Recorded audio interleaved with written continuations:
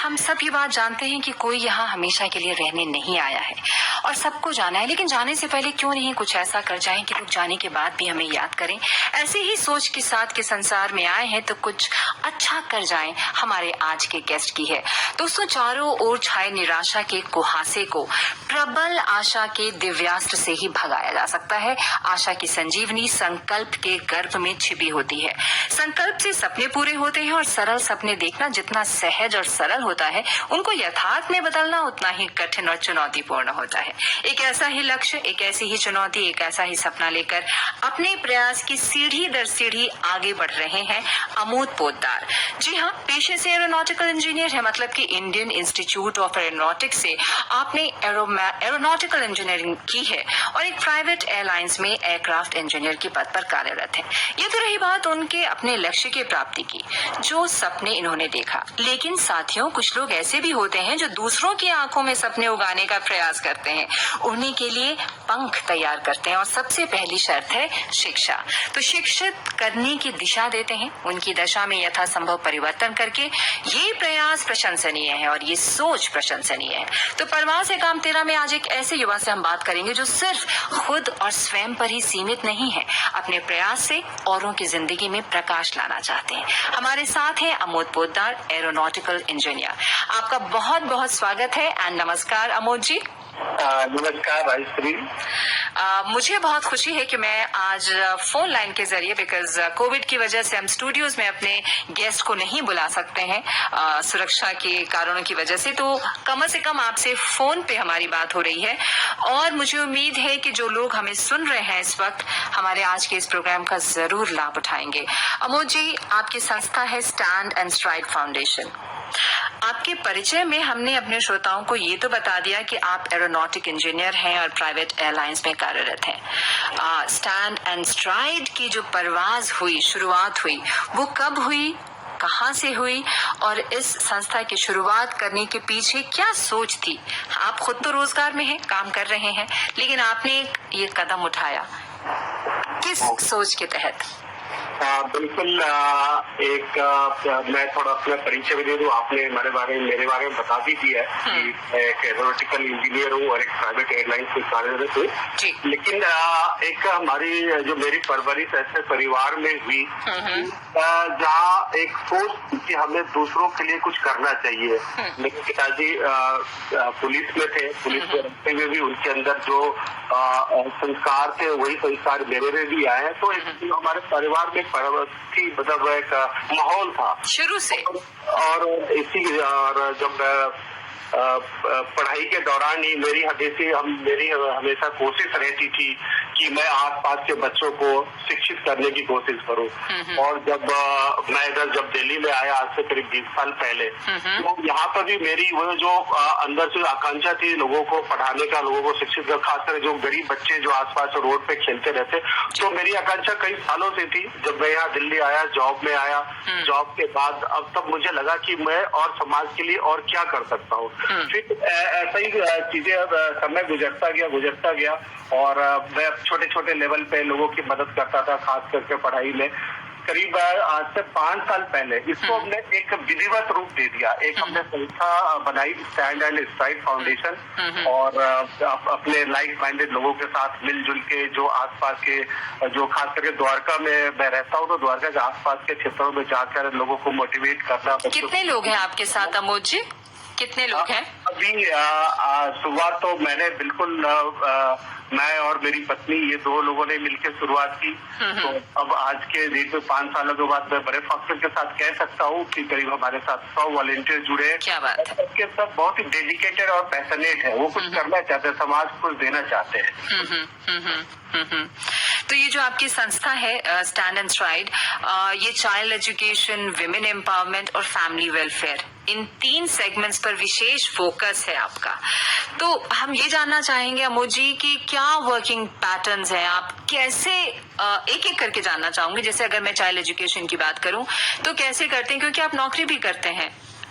बिल्कुल, मैं नौकरी करता हूँ और बहुत ही रेस्पॉन्सिबल पोस्ट पे काम करता हूँ, जवाबदेही बहुत रहती है।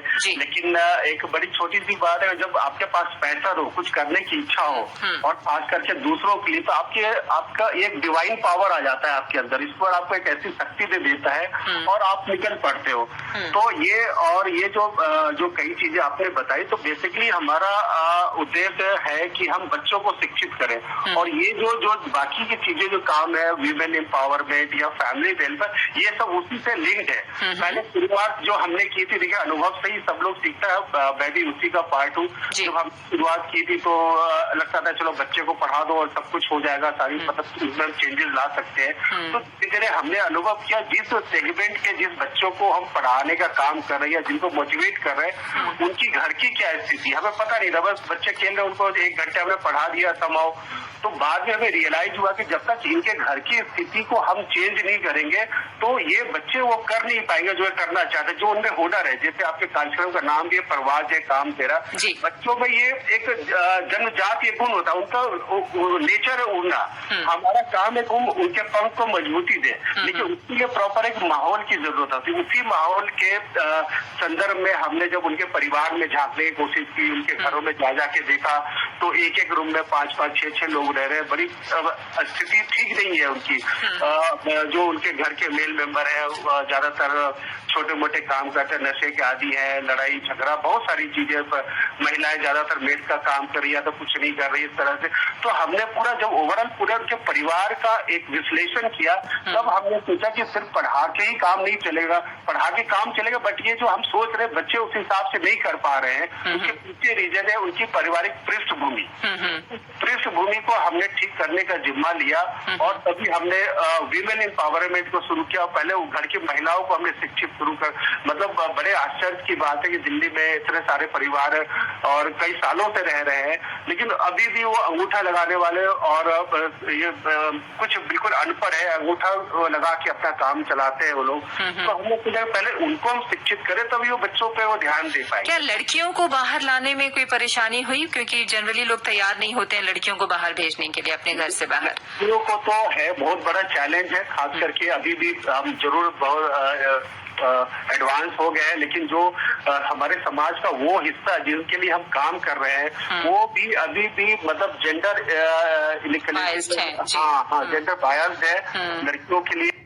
तो वो भी सोचती है हमारी बच्ची बड़े होकर काम, मतलब किसी घर में काम लग जाएगी, बच्चा बड़ा होगा तो कोई रिश्ता चलाएगा, तो ज्यादा उनके पास सपने भी नहीं होते हैं। और लड़कियों तो 12-13 साल की, 14 साल की भी काम लगा, फिर 2-3 साल में शादी कर देते हैं, फिर नतीजा आप देख रहे हैं। बिल्कुल।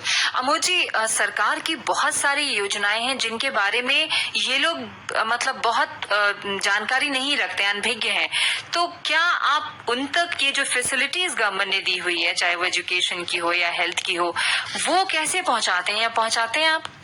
बिल्कुल राजश्री जी, ये हमारा जब हमने बताया, जब हम लोग पारिवारिक विश्लेषण किया तो हम लोग बिल्कुल आश्चर्यचकित रह गए कि उनकी क्या स्थिति है। हम लोग इस समस्या के ज्यादातर संस्थाओं या जो भी हो, हम लोग खुद अपने आप सोचते हैं कि उनकी क्या समस्या है, कभी हम उनसे जाके नहीं पूछते कि उनकी क्या समस्या है। तो तभी ये जो गैप होता है ना, जो सोचने का गैप होता है, और उसी कारण हम ज्यादा इम्पैक्ट नहीं ला पाते हैं सोसाइटी में। तो हमने इसी चीज को ओवरकम करने के लिए हम उनसे, उनके बीच में जाके उनको देखा, उनकी वास्तविक समस्या क्या है, उनसे पूछा। तो ये सब जो पता चला कि सरकार ने कितनी सारी स्कीम्स उन्हीं लोगों के लिए बनाई है, और जिनके लिए बनाई है उनको पता ही नहीं है। सबसे दुखद स्थिति है कि उनके लिए पता नहीं, और उसका फायदा कुछ और ज्यादा पढ़े लिखे लोग या वो उठा लेते हैं। तो वो चलो वो गलत बात नहीं है, उठाए, उनको दिक्कत नहीं, बट जिनके लिए बनाया गया, जिनको टारगेट करके बनाया गया, उस सेगमेंट को पता नहीं है। तो हमारी पूरी की पूरी कोशिश, हमने पूरी से टीम ही बनाई। हमने चैतन्य अलग अलग कामों के लिए अलग ग्रुप बनाया, चैतन्य ग्रुप है। चैतन्य ग्रुप का हमारा काम ही यही कि ऐसे परिवार में हमें पूरा विश्लेषण करना। हमने देखा कि जो गवर्नमेंट की जो स्कीम्स है वो इन तक पहुंच रही कि नहीं पहुंच रही। आप देखो, मैं कई चीजों को इनको बताता हूँ। सबसे 12 रुपए का इंश्योरेंस है, भारत सरकार ने कई साल पहले शुरू किया था, और एक 365 रुपए का स्कीम है। मतलब किसी परिवार में कोई बीमार पड़ता है, खतरनाक बीमारी हो तो सरकार की तरफ से 2 लाख रुपए का उनको बीमा अमाउंट मिलता है। बिल्कुल, और बिल्कुल। एक 365 रुपए का है, उसमें किसी की डेथ हो जाती है तो 2 लाख रुपए मिलता है। ये तो बहुत छोटा सा अमाउंट है।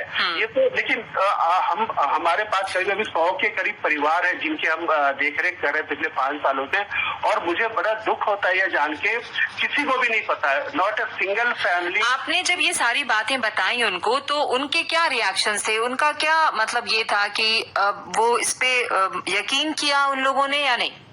नहीं, यकीन तो देखिए हमने एक रिलेशन जरूर डेवलप किया। हमारी टीम मतलब इतनी डेडिकेटेड और पैशनेट टीम है कि हम पिछले 5 सालों से उन्हीं परिवारों के साथ जुड़े हुए हैं। एक अच्छी बात है हमारी, एक आप कह सकते हैं हमने यही एक चीज कमाई है कि वो हम पे विश्वास करते हैं, हमारी बात मानते हैं, और जब हम कुछ कहते हैं तो हमारी बात वो समझते हैं। अभी हम लोग अभी लॉकडाउन की वजह से ये सब चीजें हम उनको गैदरिंग नहीं कर पा रहे हैं, तो हमने ये प्लान भी किया कि उनको हम कुछ 8-10 लोगों के ग्रुप में बुला के उनको ये सब चीजें समझाएंगे। गवर्नमेंट की जितनी स्कीम्स हैं, कितने लोग समझ पाए अब तक? वो तो ठीक है कि बहुत सारी योजनाएं हैं, लेकिन आपको क्या लगता है कि कितने लोग इसको समझ पाए और उसका लाभ उठाना शुरू कर दिया उन लोगों ने? नहीं, लाभ उठाना तो अभी काफी लोगों ने शुरू कर दिया, लेकिन हमें पूरा विश्वास है कि हमारे जितने लोग हैं सबके सब मानेंगे, क्योंकि ये इसमें उनका फायदा है। उनको सिर्फ एक रास्ता दिखाने की बात है उनको एक। और सबसे बड़ी बात है कि मैं बताऊं कि जैसे जो सरकारी तंत्र है, सरकारी सिस्टम में तो हर चीज का एक सिस्टम होता है, और ये सब दिहाड़ी मजदूर होते हैं। इनको एक दिन भी बोला जाए ना कि आप जाके वहाँ उस दफ्तर में जाके ये कागज दे के आओ, तो पूरे एक दिन की इनकी दिहाड़ी मारी जाती है, जो ये अफोर्ड नहीं कर पाते हैं। ये लॉन्ग टर्म फायदा कभी भी नहीं देख पाते। ये सेगमेंट जो है ये शॉर्ट टर्म देखिए 300 या 500 रुपए दिहाड़ी का नुकसान हो रहा है, तो उस केस में हम लोग बोलते ठीक है आप घर पे रहो, आप हमें पेपर दो, या संभव उनको मैनेज करते हैं कि आप चलो हमारे साथ, हम आपको दिन भर की जरूरत नहीं, हम आधे घंटे में आपका काम करवा देंगे।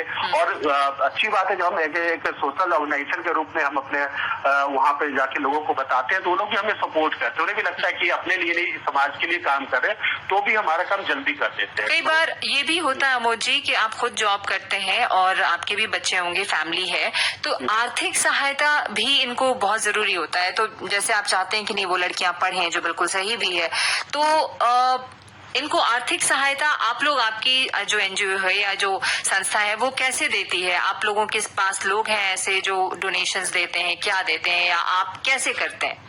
बिल्कुल बिल्कुल, आपने सही सवाल किया। देखिए हमारा अभी तक का जो अनुभव रहा है, ये जो काम हम लोग कर रहे हैं, जिस तरीके से हम इन परिवारों के लिए काम कर रहे हैं, उसमें हमें बहुत ज्यादा पैसे की जरूरत नहीं है। वॉलेंटियर की ज्यादा जरूरत है, पैसे की भी जरूरत है, बस उससे ज्यादा नहीं है। हमें इनको एक अवेयर, देखिए हम जो पिछले 5 साल से पार्क में बच्चों को पढ़ा रहे हैं। आप बताओ पार्क में क्या खर्चा, हमारा खर्चा आता है, चटाइयाँ चाहिए हमें, कुर्सी चाहिए, ब्लैक बोर्ड चाहिए, छोटे छोटे खर्चे चाहिए। कुछ जैसे हमने पाठशाला को प्रॉपरली रन करने के लिए हमने 2-3 वॉलेंटियर, पेड वॉलेंटियर रखा, जिससे कि वो रेस्पॉन्सिबिलिटी लेके वो काम करे। तो खर्चे तो है, बट है कि सब हो। लेकिन एक बात है कि जिस द्वारका में मैं रहता हूँ और जहाँ हमारी संस्था काम कर रही है, वहाँ पे एक अच्छी बात है, यहाँ के लोग काफी सामाजिक रूप से काफी जवाबदेह है। उन्हें लगता है कि समाज के प्रति उनकी जिम्मेवारी है और वो निभाने की पूरी तरह कोशिश करते हैं। और हमारा ये अनुभव कहता है पर्सनली मेरा, कि आप कोई भी काम पूरे मतलब ईमानदारी और डेडिकेशन के साथ करो तो लोग आपके साथ आएंगे ही आएंगे, जाते हैं। बिल्कुल सही। और तो ये मेरा पर्सनल खुद का अनुभव रहा। मैं अकेला ही चला था। सबसे पहले तो आपको अपने घर से शुरू करनी पड़ती है चीजों को। बिल्कुल सही। मैंने सबसे पहले अपनी बात मैंने अपनी पत्नी को बताया कि देखो मैं ये करना चाहता हूँ, वो भी क्वालिफाइड है, MA BEd है। तो मैंने उनको बोला कि देखो मेरा काम तो बहुत ज्यादा मैं टाइम नहीं दे पाता, मतलब मेरा पैशन है।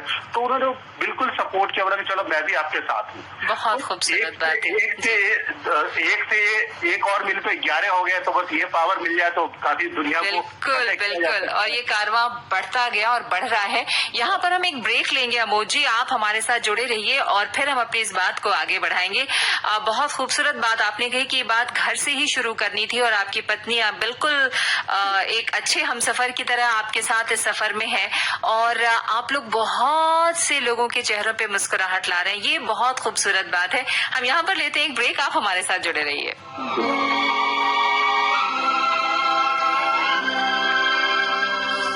किसी का दर्द मिल सके तो ले उधार, किसी के वास्ते हो तेरे दिल में प्यार,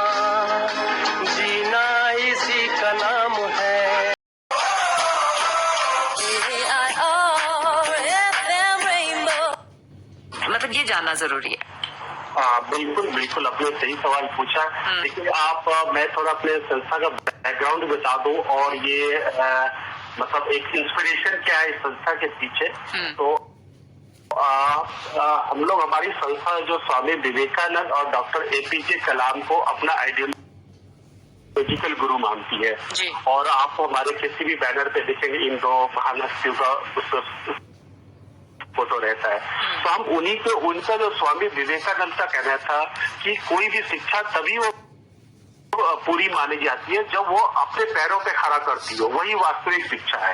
तो बिल्कुल हम लोग भी उसी सिद्धांत के आगे चल रहे हैं। हमारी कोशिश रहती है कि हर बच्चा कम से कम बेसिक एजुकेशन उसके पास होना चाहिए। हमारे हिसाब से बेसिक एजुकेशन का मतलब आज के डेट में देखा जाए तो कम से कम वो 10th पास हो, तभी उसको हम कह सकते हैं कि उसको बेसिक एजुकेशन है, बेसिक नॉलेज है काफी बाकी सारे सब्जेक्ट्स की। बिल्कुल। और गवर्नमेंट की बहुत सारी स्कीम्स है जो वहाँ से फिर उनको जॉब्स के लिए प्रिपेयर करती हैं। हाँ, वहाँ से भी करते हैं, हम उनके लिए भी तैयार करते हैं। जैसे सपोज कि जैसे छोटे छोटे बच्चे जो टैलेंटेड बच्चे हैं उनको तो हम पहले जो राष्ट्रीय प्रतिभा स्कूल है या कई सारी जो गवर्नमेंट के स्कूल है जहाँ एग्जाम के थ्रू उनके लिए हम उस एग्जाम के लिए तैयारी कराते हैं उस बच्चों की। कई सारे बच्चे उसमें पास भी हुए अभी प्रतिभा स्कूल में। प्रतिभा स्कूल आप देखें कि मतलब प्राइवेट स्कूल से भी ज्यादा उसका वो रहा है, रिकॉर्ड रहा है। तो उस स्कूल में हमारे कोशिशों की वजह से उस स्कूल में कई सारे बच्चे का एडमिशन हुआ। उसके बाद भी हमारी ये कोशिश रहती कि हमारे बच्चे कम से कम 10th पास करें और उसमें देख लेते हैं, हमारी टीम में जो चीज को जज करती है कि बच्चे क्या कर सकते हैं। हर बच्चा टैलेंट हर बच्चे में है, जैसे आपने बोला ना परवाज, हर बच्चे में उड़ने की शक्ति है, बट वो कैसे उड़ना और कहाँ तक उड़ना और किस दिशा में उड़ना है ये हमें पता करना पड़ता है। हर कोई बच्चा पढ़ाई में अच्छा नहीं हो सकता कोई बच्चा खेल में अच्छा हो, कोई हो सकता है कोई दूसरा काम कर सकता हो। तो हम जब बेसिक एजुकेशन जब 10th में जब पास आउट हो जाता है बच्चे का, तो हम उनका एक असेसमेंट करते हैं। हम देखते हैं कि ये बच्चा कितना दूर जा सकता हो सकता है कोई बहुत अच्छा आर्टिस्ट बन सकता है, तो हमें आर्ट के लिए उनको प्रोत्साहित करते हैं। बहुत सारे हमारे वॉलंटियर जो हमारे साथ जुड़े बहुत अच्छे आर्टिस्ट है, तो हम उनके पास बोलते हैं कि आप ये तब तक नॉर्मल पढ़ाई भी करते रहे, आप इनको आर्ट में करो उसी तरह। तो ये हमारी कोशिश रहती है कि वो जो 10th के बाद जो कोई स्किल सीखना चाहता है, और बहुत सारे बच्चे बिल्कुल पढ़ना ही नहीं चाहते हैं, तो हम उनके लिए क्या करना है, हमें लगता है कि ये बच्चा बहुत अच्छा इलेक्ट्रीशियन बन सकता है, तो हम उनके लिए सरकार की तो कई सारी चीजें हैं जहाँ पर ट्रेनिंग ले सकते हैं। बट घर का माहौल ऐसा है ना, देखिए ये चीजें सुनने में बहुत अच्छी लगती है, कौशल विकास केंद्र है, ये केंद्र है, वो केंद्र है, बट इनके आप घर का माहौल देखेंगे तो ये अफोर्ड नहीं कर सकते कि साल 2 साल के लिए बच्चों को और आगे पढ़ा सके। साल 2 साल के लिए नहीं होता, ये 6 महीने 3 महीने के कोर्सेज होते हैं मोजी। इतने भी कई बार हम लोग इस पे और रिसर्च कर रहे हैं, बट मैं बताऊं इनके लिए इतना भी मुश्किल हो जाता है कि अफोर्ड करना कि हम 6 बजे या जितने भी टाइम के लिए हम उनको भेजे। तो हमने सोचा कि जो बच्चे उसको तैयार हो, इवन कि हम जो उनके जो मिनिमम फी है वो भी हम अफोर्ड करने के लिए तैयार, हालांकि कई जगह फ्री में ही होता है, बट हमने एक प्रैक्टिकल वे में ये सोचा है कि सपोज कोई बच्चा एक अच्छा लगता है कि वो इलेक्ट्रीशियन है, बन सकता है, तो हमारे बहुत सारे जितने बेनिफिशियरी फैमिली में कई सारे इलेक्ट्रीशियन है, कई सारे प्लम्बर है, कई सारे मतलब स्किल्ड है, मतलब वो टेक्नीशियन है कुछ है। तो हम चाहते कि आप चाहे वहाँ पे भी क्लासेस कर ले, कौशल में भी जाए, और साथ प्रैक्टिकल जो लाइव जो ट्रेनिंग होती है ना, हम उनके साथ उसको लगा देते हैं। वो कुछ दिनों में एक अच्छा इलेक्ट्रीशियन बन जाता है और एक साथ वो जॉब अपॉर्चुनिटी भी मिल जाती है। जब उसके साथ रहता है तो उसको एक अर्निंग भी मिल जाता है। तो ये एक हमारा वे ऑफ वर्किंग है कि हम कैसे बच्चों को आगे ले जाए। इवन की जो बच्चे अच्छे हैं उन्हें लगता है कि वो आगे अच्छा कर सकता है। हमने द्वारका के कई सारे कोचिंग इंस्टीट्यूट से हमने उन्हें इनफेक्ट खुद ऑफर किया, हमने तो अपनी तरफ से उन्होंने खुद हमें ऑफर किया कि आपके यहाँ कोई भी अच्छा बच्चा हो तो हम उसको अपने coaching classes free of cost पढ़ाएंगे, मतलब इस तरह से। तो ये हमारे लिए बहुत बड़ा एक वरदान कह सकते हैं कि हम आगे ले जा सकते हैं ऐसे बच्चों को इस तरह से आगे। ये जो आपके साथ वॉलंटियर्स हैं, लगभग 100 वॉलंटियर्स हैं आपने बताया, तो ये भी जॉब करते हैं या फुल टाइम आपके साथ ये काम कर रहे हैं? फुल टाइम तो नहीं है, ये ज्यादातर हमारे साथ जो वॉलंटियर हैं ये रिटायर्ड लोग हैं, बट इसमें काफी सारे वर्किंग भी हैं। और सब हमारे पास जो पैटर्न है वर्किंग पैटर्न की, जैसे जो हमारे 3-4 सेंटर हैं, हर सेंटर के एक सेंटर हेड होते हैं, तो जो भी कोई वॉलंटियर हमें ऑफर करता है कि वॉलंटियर करना चाहता है, तो हम उनसे एक डाटा ले लेते हैं कि वो वीक में कितना कितना टाइम देना चाहते हैं या किस तरह से हमारे साथ जुड़ना चाहते हैं। सपोज में टीचिंग के लिए जोड़ना चाहता है तो हम तो उनसे पूरा एक डाटा ले लेते हैं कि आप वीक में कितने टाइम देंगे। सपोज बोलते हैं 3 दिन टाइम देंगे और 3 दिन में कब टाइम, उनके हिसाब से रोस्टर हम अपने पास ले लेते हैं। तो बहुत सारे वर्किंग लोग भी हमारे साथ जुड़े हुए हैं, लेकिन ज्यादातर हमारे साथ जो रिटायर्ड लोग जुड़े हुए हैं, और रिटायर्ड एक तरह से ये एसेट है हमारी सोसाइटी के। जो जितने खास करके द्वारका में जितने सेवानिवृत्त लोग हैं, अच्छे पदों से रिटायर्ड है, इनके पास ज्ञान का भंडार है, ज्ञान और अनुभव का भंडार है। बिल्कुल, और ये व्यस्त रहेंगे तो स्वस्थ भी रहेंगे, मेरा मानना है। व्यस्त रहेंगे, बिल्कुल आपने व्यस्त रहेंगे। और हम लोग देख भी रहे हैं, कई बार हम लोग, हमारी एक टीम ऐसी भी है जो इस तरह से जो बिल्कुल आइसोलेटेड सीनियर सिटीजन है, जिनके बच्चे ज्यादातर द्वारका में ज्यादातर लोग बच्चे फॉरेन में है, ये लोग यहाँ अकेले, हम ऐसे लोगों को भी पॉइंट आउट करते हैं, उनसे रिक्वेस्ट करते हैं कि आप आओ, कुछ समय हमारे साथ भी गुजारो, आप आओ पार्क में आओ, देखो बच्चों के साथ आप खेलोगे, आपका दिल भी बहरेगा। जो आपने बोला व्यस्त रहेंगे, स्वस्थ रहेंगे, बिल्कुल ये चीज है और ये हो रही है। जी अमोद जी, आपने डेली वेजेस वर्कर्स की भी बात की थी बीच में अभी, तो लॉकडाउन में कैसे मैनेज, तो चलिए लॉकडाउन खुल गया है पार्शली और अब चीजें धीरे धीरे पटरी पे आएंगी, तो उन लोगों के लिए भी आप काम कर रहे हैं, लेकिन कैसे मैनेज किया जब लॉकडाउन था? बिल्कुल, ये देखिए लॉकडाउन में तो हमारी जिम्मेवारी और भी बढ़ गई थी। खास करके जिन परिवारों को हम पिछले 4-5 सालों से देख रहे हैं, जिनके हर हमेशा सुख दुख में हम लोग शामिल रहे, जब उनके घर में कुछ खुशी का माहौल होता है, हम लोग बुलाते बड़े प्यार से कि सर या मैडम आप आओ हमारे यहाँ, ये चीज है, ये जन्मदिन है, ये बच्चे की शादी है। तो जब हम उनके सुख में शामिल होते हैं तो हमारी जवाबदेही बनती है कि हम उनके दुख में भी शामिल हो। और आपने जैसा बोले, ज्यादातर हमारी जो बेनिफिशियरी फैमिली है डेली वेज वर्कर है, और ये लॉकडाउन में तो सबसे ज्यादा मार इन्हीं को पड़ी है कि जो डेली, जैसे जो कारपेंटर है, जो प्लम्बर है, ये तो जब कोई अपने घर में बुला नहीं रहा, तो वो काम मिलना नहीं है। बिल्कुल तो ये तो बिल्कुल स्थिति इनकी खराब हो गई। तो हमने फिर ये क्या, जो एक सबसे इमीडिएट हमने इनका ग्रुप भी बना रखा, हम हमेशा इस पे अनाउंसमेंट भी करते रहते कि आपको जो भी रिक्वायरमेंट हो आप बताओ। तो बेसिक इनका राशन का जो हम कर सकते थे, जो बेस हमारे वेल विशर से हम उन पे मैसेज फ्लोट करते रहते हैं, सब अपनी तरफ से हेल्प भी करते हैं, फाइनेंशियली हो या इन काइंड हो। तो हमने इनकी पूरी राशन की, लास्ट ईयर भी हमने लॉकडाउन में हमारे पास पूरा डाटा रहता है, एक फैमिली को हमने दिया तो हम ये इंश्योर करते हैं कि एक फैमिली ये 10 दिन तक पूरी फैमिली को जरूरत नहीं पड़े मार्केट से कुछ लाने की। तो इस तरह से हम किट बनाते हैं। तो 10 दिन दे दिया, फिर हम फीडबैक ले लेते, पता चला 10 दिन हो गया, और फिर 10 दिन में फिर से दोबारा उनको एक डेजिग्नेटेड प्लेस हमारे सेंटर से, वहाँ पे बिल्कुल हम प्रोटोकॉल का भी फॉलो करते हैं, क्योंकि पता चला हम एक सेवा करने की नियत से और कोई और वो इन्फेक्टेड ना हो जाए, पूरा प्रोटोकॉल फॉलो करते हैं। एक 2-2, 3-3, 4-4 लोगों को ही बुला के उनको सामान दिया। इस तरह थ्रू आउट इस पे अभी ऑलमोस्ट 1-1.5 महीने जितने दिन रहा, हमने पूरा उनका ख्याल रखा, हर चीज। और नॉट ओनली दैट कि हमने सिर्फ राशन पानी का नहीं, हमने पूरे में जो बीमारियों का भी, हालांकि आप दिल्ली में देख रहे थे हालत इतनी खराब थी कि हॉस्पिटल वगैरह बड़े लोग नहीं अफोर्ड कर पा रहे, मतलब मैनेज नहीं कर पा रहे, तो ये लोग क्या करते। फिर भी जो भी हमारे पास साधन था, चाहे जो बेसिक मेडिसिन और दवाइयां हो, हमारे ग्रुप में कई डॉक्टर भी हैं, उनसे हमने मतलब एक सहमति ली कि जो भी इन फैमिली में कोई बीमार पड़े तो आप एटलीस्ट फोन पे उनको गाइड कर सको। तो इस तरह से उनके स्वास्थ्य का भी हमने काफी ख्याल रखा, और थैंक्स गॉड कि 1-2 को छोड़ के कोई बहुत ज्यादा सीरियस नहीं हुआ। था इनकी इम्यूनिटी ज्यादा अच्छी रही हुई हम लोगों से, तो भगवान भी साथ रहता है ऐसे लोगों के। बिल्कुल सही कहा आपने। अमोद जी, जैसे अभी सब कुछ लॉकडाउन था, तो इन बच्चियों की पढ़ाई या इन बच्चों की पढ़ाई आप कैसे कर रहे थे? क्योंकि आपने बताया कि आप पार्क में इनको बुलाते थे और पार्क में इनको पढ़ाते थे, तो फिर अभी तो सब कुछ बंद था, पार्क्स भी बंद थे सारे।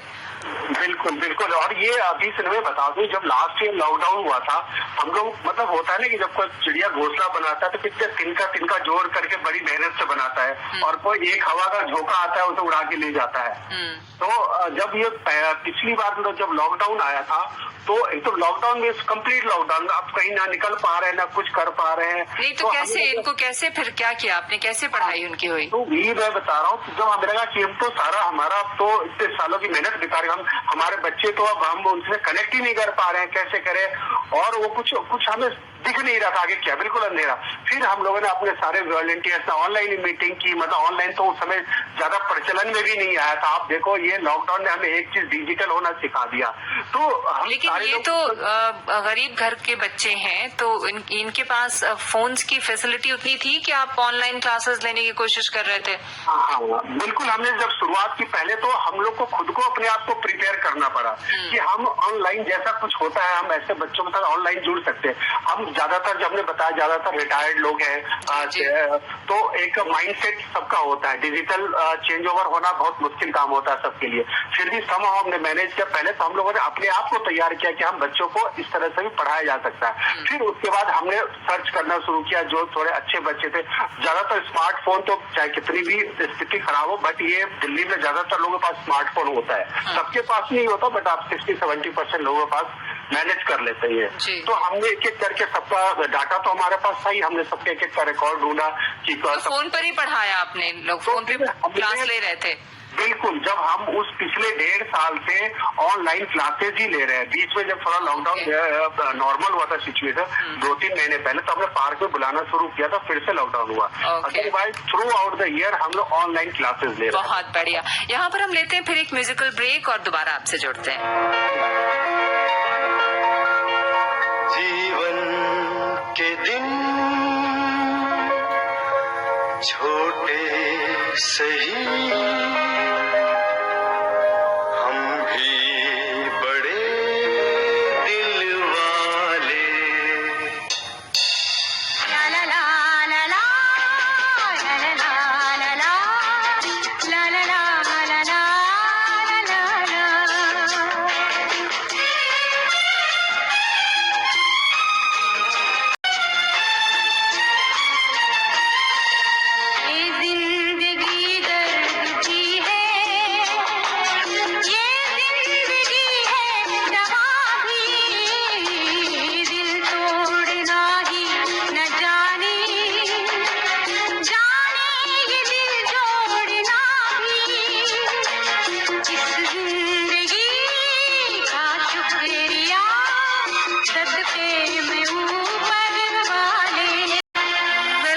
आप सुन रहे हैं प्रोग्राम परवाज है काम तेरा और हमारे साथ जुड़े हुए हैं अमोद पोद्दार जी।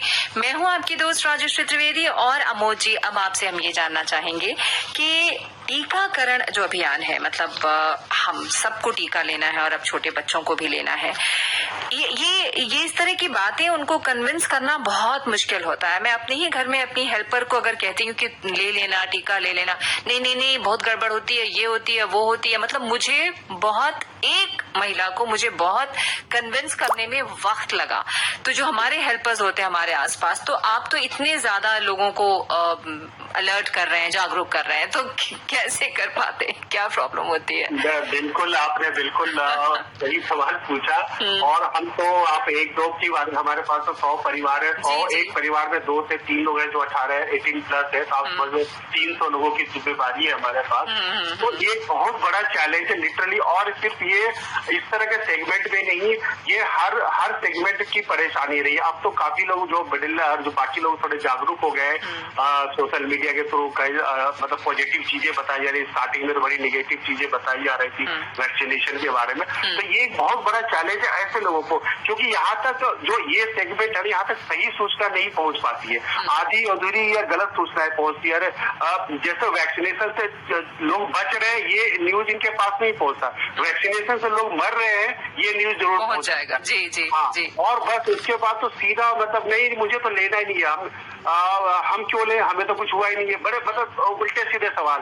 और थैंक गॉड की इनकी इम्यूनिटी, मुझे लगता है जो हमने महसूस किया इनकी बाकी कंपैरेटिवली लोगों से अच्छी थी, तो इनके पास कम स्प्रेड हुआ, जो हमारा ऑब्जर्वेशन है। तो बट ये लगता है कि हमें तो जरूरत ही नहीं है, हमें तो कुछ नहीं होगा। तो इनको बहुत समझाना पड़ता है कि देखो, ये आपको कुछ नहीं होगा, ये आप कैसे कैसे कह सकते हो, आपको डॉक्टर तो हो नहीं ये। और जो डर है, तो हमारे पास सबसे बड़ा चैलेंज होता है इनके अंदर से डर निकालना और इनको मोटिवेट करना कि भाई आपको जरूरी क्यों है। पहले तो उनका डर निकाला कि भाई आपको ऐसा कुछ नहीं हुआ, आपको कुछ नहीं हुआ, हम आपके साथ हैं, हम पिछले 5 साल से आपके साथ हैं, आप एक बार मेरे पे विश्वास करो, आप एक से बहुत होगा, थोड़ा बहुत बुखार होगा, थोड़ा सर में कुछ नहीं होना है। तो थैंक गॉड हमने एक कैंपेन शुरू किया है, उसका नाम भी हमने रखा है #वैक्सीनेट भारत। भारत भी बड़े सोच समझ के हमने इसका नाम रखा, क्योंकि जो भारत का एक मीनिंग भी लोग निकालते हैं कि जो इस तरह के लोग हैं वो भारत के निवासी है, तो हमने इसी तरह वैक्सीनेट भारत करके रखा।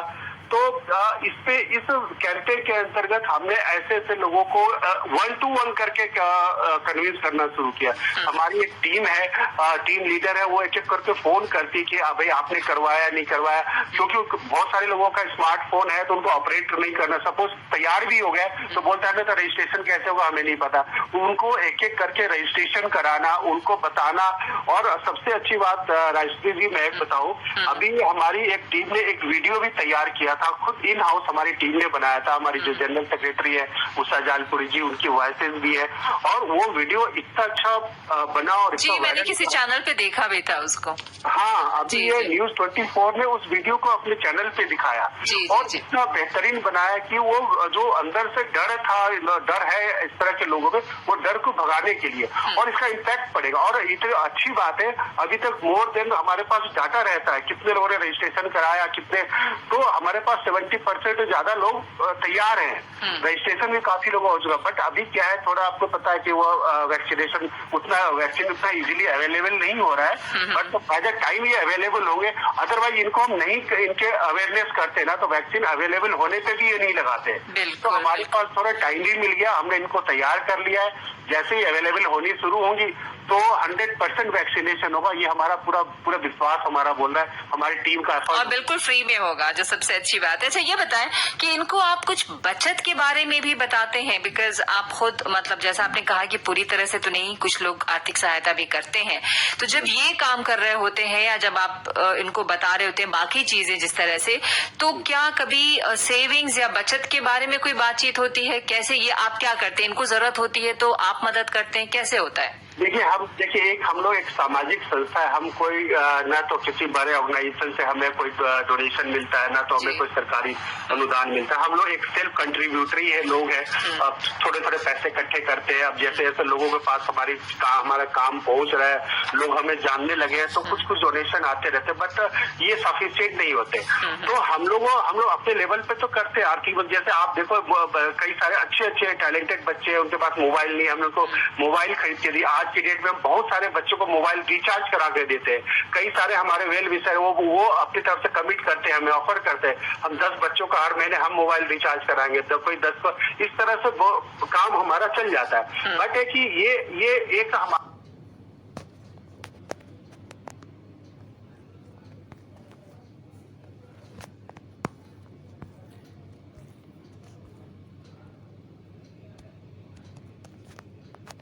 उनके पास मोबाइल नहीं है, हम लोग को मोबाइल खरीद के दी। आज की डेट में हम बहुत सारे बच्चों को मोबाइल रिचार्ज करा के देते हैं। कई सारे हमारे वेल विशर वो अपनी तरफ से कमिट करते हैं, हमें ऑफर करते हैं, हम 10 बच्चों का हर महीने हम मोबाइल रिचार्ज कराएंगे, तो कोई 10 को, इस तरह से काम हमारा चल जाता है। बट है कि ये एक हमारा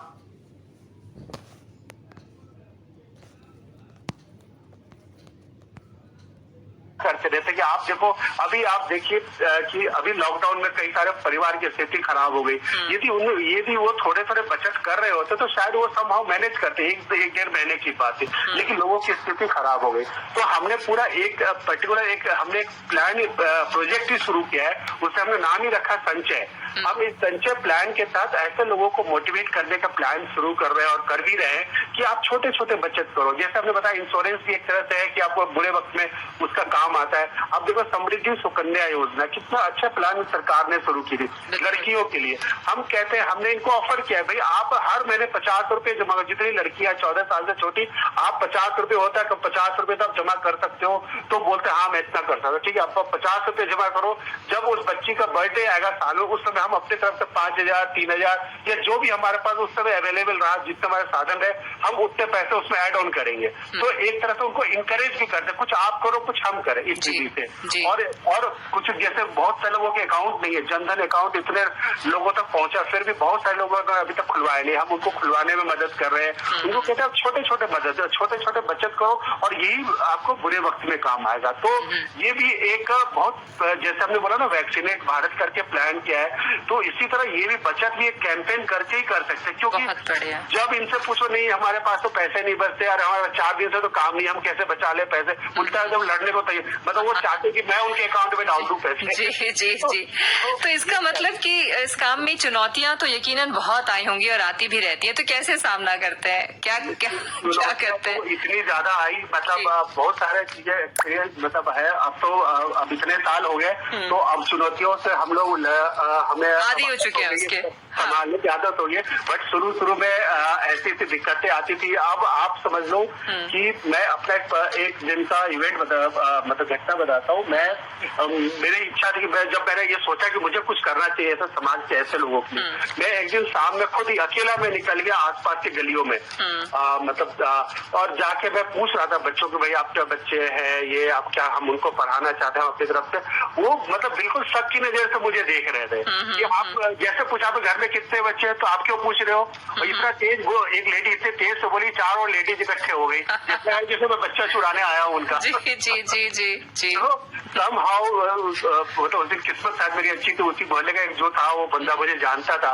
तो वो बोला, अरे सर आप यहाँ क्या करते हो। मैंने बोला कि मैं ये चीज करना चाहता हूँ, आप हमारी मदद कर सकते हो। बोला सर बिल्कुल करेंगे। इतने सारे गलियों में बच्चे रहते हैं, कुछ नहीं दिन भर खेलते रहते हैं। माँ इस मेड का काम करती है, वो सुबह निकल जाती है, बाप रिक्शा कार चलाता है, वो दोनों सुबह निकल जाता है, दिन भर बच्चा पार्क में खेलता रहता है। इन सारी सर्कमस्टांसेस से को हम लोग जरूर एक दिन जीतेंगे, ये मुझे लगता है आपकी बातों से। अमोद जी, हम लेते हैं फिर एक म्यूजिकल ब्रेक। लेंगे हम जिंदगी की खुशियों को, जीत लेंगे हम अपने सपनों को, जीत लेंगे हम ख्वाहिशों को भी, जीत लेंगे हम अपनी सारी चाहत को, जीत लेंगे हम हर घड़ी हर हालत में। दोस्तों, संकल्प की शक्ति केवल लक्ष्य प्राप्त करने की आकांक्षा भर नहीं होती है, बल्कि ये विपरीत स्थितियों को चीरते हुए अपने लक्ष्य तक के चरणबद्ध प्रयासों की श्रृंखला होती है, जो अथक प्रयासों से असंभव को संभव सिद्ध कर दिखाती है। जीवन के किसी पड़ाव पर देखे गए सपनों को साकार करना, वो भी दूसरों की भलाई के लिए, समाज के उत्थान के लिए, ये संकल्प शक्ति का चमत्कार ही है। अमोद जी, आपकी ही तरह देश के और युवा साथ आए, हम इसकी ही प्रार्थना करेंगे, क्योंकि हम हर कार्य के लिए दूसरों की तरफ आशा भरी नजरों से देखने के बजाय अपनी क्षमता से भी इस सफर को बढ़ा सकते हैं। आपको ढेर सारी शुभकामनाएं भविष्य की योजनाएं के लिए। आप कुछ कहना चाहेंगे बहुत कम शब्दों में यहाँ पर? चलिए, बहुत बहुत धन्यवाद। और मैं ये कहना चाहूंगा, मैं लोगों से अपील करना चाहता हूँ इस प्लेटफॉर्म के माध्यम से, प्लीज हमारे साथ जुड़िए। हमारे साथ वॉलेंटियर के लिए हमारा पंच लाइन भी है, बी वॉलेंटियर सर्व ह्यूमैनिटी। आप हमारे साथ जुड़िए, और जब ज्यादा लोग जुड़ेंगे तो हम ज्यादा से ज्यादा लोगों तक पहुंच पाएंगे। तो प्लीज आप स्टैंड एंड स्ट्राइक फाउंडेशन के साथ जुड़े। हम द्वारका के आसपास के क्षेत्रों में काम करते हैं, और हम ज्यादा से ज्यादा लोगों तक अपने पहुंच बना सके। बहुत बढ़िया। तो आपके इस सफर के लिए बहुत सारी शुभकामनाएं पूरी एफएम रेनबो टीम की तरफ से। जो भविष्य की योजनाएं हैं वो भी सब कुछ सफल हो। और ये आखिरी गीत मैं आपके लिए, आपकी पूरी टीम के लिए, वो जो वॉलंटियर्स हैं जो काम करते हैं उनके लिए। थैंक यू सो मच हमसे जुड़ने के लिए। बहुत बहुत धन्यवाद।